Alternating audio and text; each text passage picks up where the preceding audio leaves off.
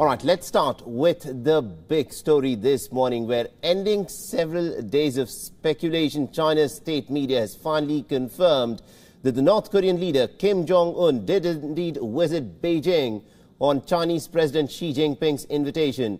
Now, Kim Jong Un reached China on Sunday and is expected to head back to North Korea today. Now, this was Kim Jong Un's first visit to China, and China's President Xi Jinping and also his wife had held a welcoming banquet for Kim Jong Un and his wife.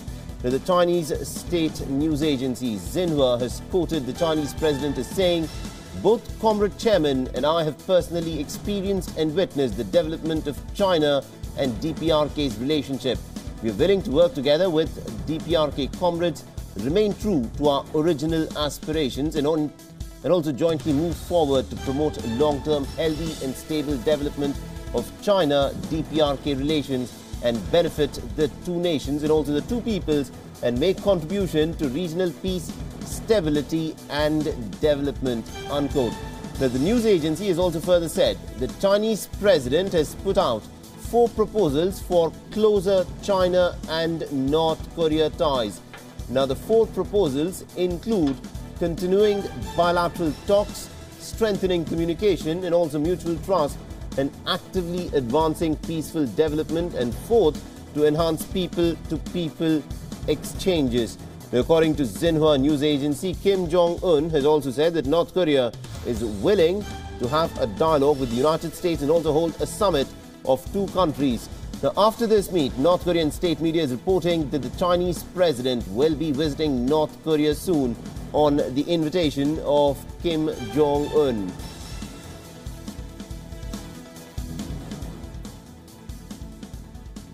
All right, now to discuss more on this and the implications that this is likely to have, you're joined in by senior journalist Atul Aneja, who joins us from Beijing. And we also will be joined shortly, I'm told, by Einar Tangen, who is an expert on Chinese affairs over the phone line. But Atul, let me begin with you. Now, this is a very significant visit. Now, we're given to understand that this is the first visit by the North Korean leader outside of his nation. Talk to us a bit about the significance of Kim Jong Un visiting Beijing. Well, it is indeed an extraordinary and a pivotal visit which has taken place over the last 2 days, from Sunday to Tuesday. And the reason is that now, with the diplomacy on North Korea, which is unfolding and which would include, as you said in your report earlier, with a meeting with President Trump, now China is now right in the cockpit of the diplomacy.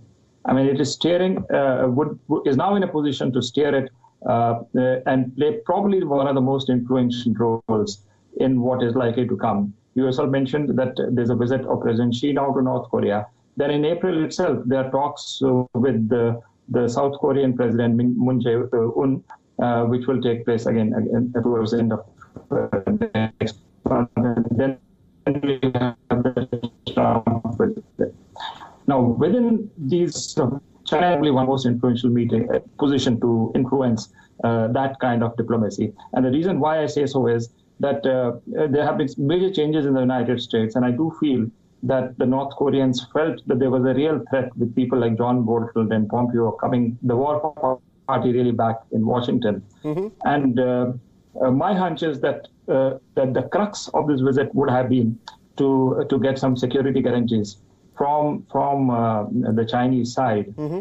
What those security guarantees could be, there could be wide range. But I suppose from the North Korean perspective, if they were to move toward denuclearization, then they would want probably a nuclear umbrella from somebody. Absolutely. It should, otherwise I don't see. And Chinese are the ones who can provide that, provided there's a deal which has to be cut out of the North Koreans. And the 4 points which you mentioned in the Xinhua report do indicate the widespread and the range of issues of engagement between the Chinese and North Korea. Please remember that the Chinese were almost left out of this whole equation because of there was a personal issue itself between Kim Jong Un and the Chinese president, because he had not visited North Korea, and with the imposition of UN sanctions which had come in, and Chinese being part of it, but the uncle of the North Korean leader was also executed. Now, he was a key go between the Chinese and the North Korean. So that equation had soured very badly. Absolutely, indeed. We'll discuss more about that, Mr. Atul Aneja. We'll discuss more about that. It is not a very happy sort of a relationship even between North Korea and China. Meanwhile, I'm told that Mr. Einar Tangen is also with us. He's joined us from Beijing. Mr. Tangen, how do you view this development? Kim Jong Un visiting North Korea for the first time ever since he took power in 2011. How is this being viewed inside the circles of power in Beijing? Well, from Beijing's point of view, there was going to be very little chance that this process would not involve it. Obviously, with the largest neighbor, with the longest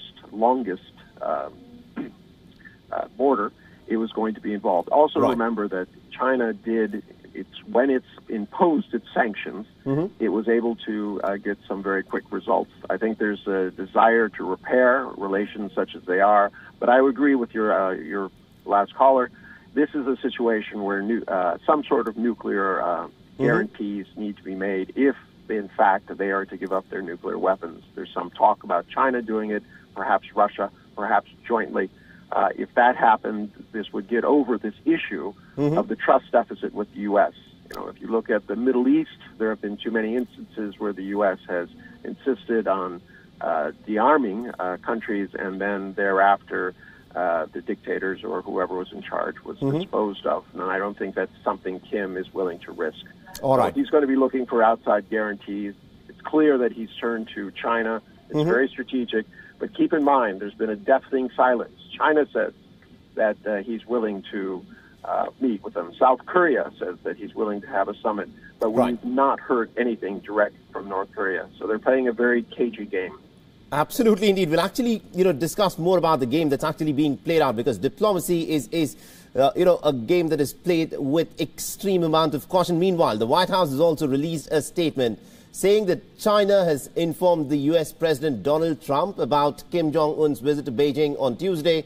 The White House also said, and I quote, "We see this development as further evidence that our campaign of maximum pressure is creating the appropriate atmosphere for dialogue with North Korea." So this is how the White House is looking at it.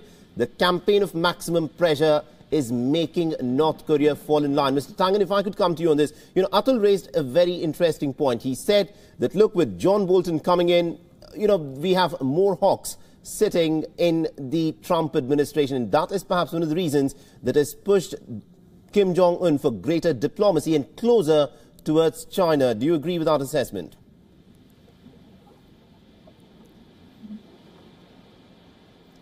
Mr. Tangen, if you could take that question. Yes. Well, I think, quite frankly, Bolton is kind of like a distraction. I hope no one is going to take him seriously. But I think Kim was in Beijing to make sure that he understood exactly how China would react to any kind of military action. This has been weighing heavily on the North Korean mind. What is China going to do? What are its interests, especially since it started joining in on the intensified sanctions? Okay, right. Do continue to stay on with us. Meanwhile, Atul, if I can come to you on this issue. The fact of the matter is there is talk that Kim Jong Un and Donald Trump will be meeting shortly, because Donald Trump has, of course, accepted Kim Jong Un's proposal for a bilateral meet. However, this visit was necessitated because North Korea wanted to go on and emphasize that although they would be willing to talk to the United States, it is China which is their ally number one. Yes, I think that that signaling to the United States was very, very important from the North Korean perspective. Now, of course, the Americans are claiming credit for this and saying that the policy of maximum pressure has paid off. But if you really think through this, I do not see that the Americans can really become winners in case this succeeds. The point I'm trying to make is that if we have a situation when North Korea denuclearizes, it would definitely be in Chinese interest because of its broader strategy in the Pacific. Because if you remove the North Korean threat from the equation, there is little rationale for American forces to be deployed to the extent they are in the West Pacific.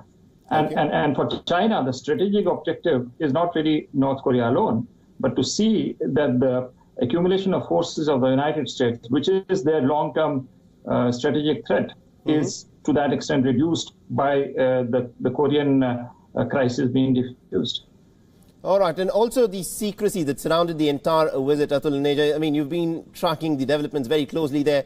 A similar sort of secrecy was also exercised when earlier Kim Jong Un's father, Kim Jong Il, used to visit Beijing. Why so much of secrecy? Why not announce that he is indeed visiting Beijing and carry forth diplomacy as is normally done? Why so much of this veil of secrecy that surrounded this visit? Well, partly it is to do with the North Korean political culture, and partly also because I think there is a perception of deep threat which is faced by the North Korean leaders, and the perception of that. Second thing is also, I think, probably domestic and internal, that when there is, and I am speculating here, frankly, there's no hard information which I have, but when you are, sort of being the marshal of the country in one way, your departure itself can cause, there's a lot of unknowns out there. What might happen domestically when you're publicly saying that you are away. So I think there are both domestic and external reasons of why you want to keep it under wraps as far as possible. All right, interesting. And also, Anna Tangin, if I can come to you on this, the Americans are claiming credit. They're saying they've exercised, they have imposed maximum pressure, which is what is bringing Kim Jong Un, to fall in line. How do you view this from the Chinese perspective? Because the fact of the matter is, the reason why North Korea has got such a long leash is because China allows it to have it. Because 95% of all trade that North Korea carries out is essentially with China. Yes, and I mean, it's not unexpected for Trump to claim that he's solely responsible for everything that happens in the world that's good, and that it's fake news if it's bad. So from that perspective, there's no surprises.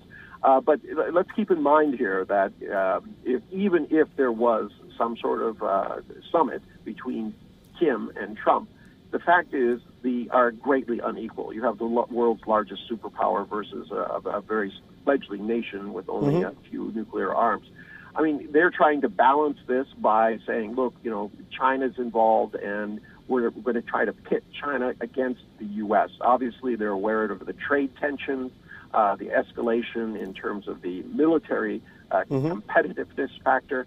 So from their perspective, they lose nothing by coming to China and making some show. There's going to be wild speculation continuing from now until something concrete is released about what was said during those meetings. We know that Xi proposed 4 points. He was not clear about what they were. The Chinese side has said, they're committed to some sort of denuclearization of the Korean Peninsula. But once again, we are not hearing directly from North Korea. All we're hearing is through third parties. So it's not quite reliable yet. It's interesting that you're saying that North Korea has not so far spoken, and that is significant. Atul, if I could come to you on this, you spoke about China trying to bring about reconciliation between North Korea and the United States, and this would actually play in favor of China. But the fact of the matter is, the Kim Jong Un regime, to survive, needs a certain perception of threat, because this is what they have used in a lot of their propaganda. If they were to normalize their relationship with the United States, if they were to resort to denuclearization, then the kind of rhetoric that we see from North Korea would actually die out, and also the sort of excuses that they have to give of this perception of threat would no longer exist. Do you think North Korea is serious about denuclearization? Well, as I see right now, given the situation in the White House and the people around Mr. Trump, I don't see the North Koreans having too many cards to play right now, and they desperately need the Chinese to protect them. Now, the point is that there are two things which are going to happen. One is that from the North Korean perspective, and something which Aina referred to, is that they have seen examples. They need real security guarantees, because they saw that when countries like Libya denuclearized, and it led to the execution of Muammar Gaddafi. They saw Saddam Hussein, giving up his mass destruction weapons, and his fate was well known. So these lessons have gone down very well to Kim. And unless there is a major security guarantee coming both from the Chinese and most probably even from the Russians, we'll have to see how the Russia-North Korea track moves from now onwards. Absolutely. I don't think domestically he's going to. The second point is also about change in regime behavior. If it's not regime change, then there probably will have to be change in regime behavior. And minus a threat coming as a source of legitimacy for the North Korean, then this has to be something major in terms of reforming the way they run their economy. Now, whether they will be able to do it or not, we will see. But yesterday, Kim's visit to the science park in Beijing, and also if you see the 4 points, the economic side, if I remember right, is prominently in those 4 points. So Chinese are looking far. I think it's not just if these things continue, if North Korea were to denuclearize, there has to be a second package which has to come. Now, whether that will succeed or not, given the political culture again, North Korea will have to see. But there is an economic angle as well, which is coming in, not so prominently right now, but I suppose it's in the fine print. Absolutely. In the statement which has come out. Absolutely, indeed. Do continue to stay on with us, Mr. Atul Neja. Meanwhile, I'm told that we're also joined by Mr. Gabriel Battaglia, who's joining us from Beijing. Now, Mr. Battaglia, this is, of course, an interesting visit that has come forth. Kim Jong Un, not many people expected. Nothing of it was announced. And even until the visit got over, nor was it formally announced to the rest of the world. How do you view this visit of Kim Jong Un to Beijing? Oh, yes, of course. Until yesterday evening, the Chinese foreign ministry said that they had no information about any official visits for foreign country. So this is how the journalists didn't know anything about. Of course, there were rumors about that, and all the people were wondering if it was Kim Jong Un or someone else. Right. There were rumors about his sister and so on. But in the end, what we had to do is to analyze the rituals. Meaning, for instance, the big green train with yellow lines, was allegedly the same that his father, Kim Jong Il, used during the official visit. So this is how we lived this official visit. Nothing was seen, just cars, just official cars, and augmented security in the streets. But anyway, we all realized that it was really Kim Jong Un this morning when official state media, Xinhua, communicated and put the picture of this handshake between the two leaders. Absolutely, indeed. And Einar, if I could give you the last word on this, this is a very significant visit which has the potential to change diplomacy in the Korean Peninsula. How far do you think Beijing would be interested in the denuclearization of the Korean Peninsula here? Beijing insisted on the denuclearization of the peninsula, and in the Xinhua, in the New China Agency reports of this morning, they underlined and stressed the point. They say that Xi Jinping talk about the nuclearization of the peninsula with Kim Jong Un, and Kim Jong Un said that this is also his goal, his consistent position. Kim Jong Un, according to Xinhua, said that he is willing to reach the nuclearization of the peninsula. This can be resolved, but all depends on the reaction of South Korea and the United States to his diplomatic opening since the beginning of this year. All right. Interesting points. Atul, if I could bring you in on this, you mentioned that the denuclearization of North Korea would perhaps, shift the US policy, which has been centered on the Pacific. So much of their presence will perhaps be moved out. But do you not think that would actually give the Chinese the free run that they essentially need to try and impose their dominance in that region?